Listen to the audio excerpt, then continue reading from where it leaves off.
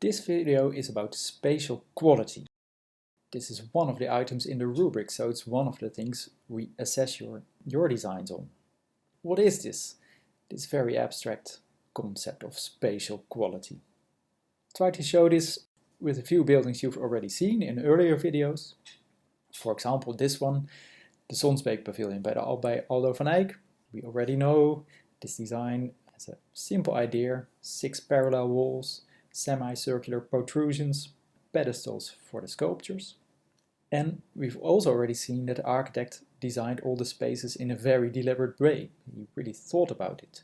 So what could we say the spatial quality in this design is? For clarity, let me start with showing what happens if you don't think about the quality of the spaces. I design a little building with a meeting space, 2 bathrooms, an entrance, and most important, a big open space in the middle.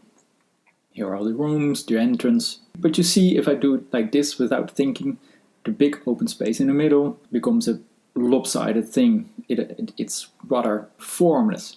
And then if I look where you walk, where the circulation space is, this even more destroys the unity of this space. So this is not a good example of spatial quality. In the pavilion by Aldo van Eyck, spaces are very clear, defined by the 6 walls. There are 5 long spaces, and then there are the other spaces defined by these semicircular walls. So round spaces, long spaces, and then openings between these, so the spaces are also connected to each other. So with 3 very simple ingredients, Aldo van Eyck composes a very rich whole with a very rich spatial experience. As a whole, it sits on its circular base as a clear unity in the surrounding park. The second example you've also already seen. It's the museum in Kanazawa in Japan by architects Sana. They treat space differently than Aldo van Eyck, although we recognize circles and squares again. This building sits in the middle of a green meadow, so it seems, and it's transparent on all sides. It's a transparent cylinder, you could say. Maybe it's a good idea to look at a plan to get an idea of the spaces on the interior of this building. So, what could you call the spatial quality here? Again, take a look at a picture from the interior looking to the exterior. But let's try to also do this on drawings. So there's this green space in the city, between city building blocks. And the architects wanted to keep the open space, but they needed to make this building at the same time. So their idea was to try to make their building as open as possible, as transparent as possible, so that the space of the park is, so to speak, continuing inside the building.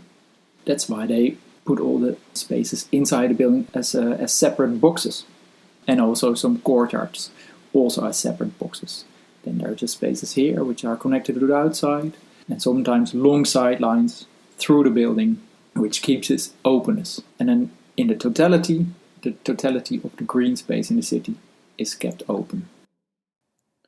The third example I want to show is the most famous villa in architectural history. It's a Renaissance villa by Andrea Palladio, the Italian architect, and it's called the Villa Rotonda. It's near Vicenza in Italy. It sits on top of a hill, and it's looking in 4 directions towards the surrounding landscape. In the plan and in the section, these spaces are organized in a different way from the 2 previous examples. So again, probably, or let's try to find out whether spatial quality can be something very different too. As you see, the composition of the Villa Rotonda is much more regular than the 2 previous examples, and the spaces are much more closed. By the way, you see a square and a circle again, a square plan with 4 porticos on the 4 sides directing the view towards the landscape. Then in the interior, the composition is very strict. 4 big rectangular spaces, 4 small rectangular spaces, circular room in the middle. See, the proportions of the rectangular spaces is more or less the same. And then there are sidelines. And these sidelines are also continued to the outside because the openings of doors and windows are aligned. So although the spaces are quite closed in the villa, it still has a lot of transparency because of the long sidelines. Again, with a thick line weight, I try to convey the massive walls, closed spaces, circular space in the middle. So in this very simple composition, there are a lot of different spaces with different spatial qualities, which you can also see in the section. We start with the porticos directed to the landscape, then the rectangular rooms in between, and the circular domed space in the middle, which is vertical. So in the section, you see very clearly this very rich succession of spaces with different spatial qualities. Thank you for watching.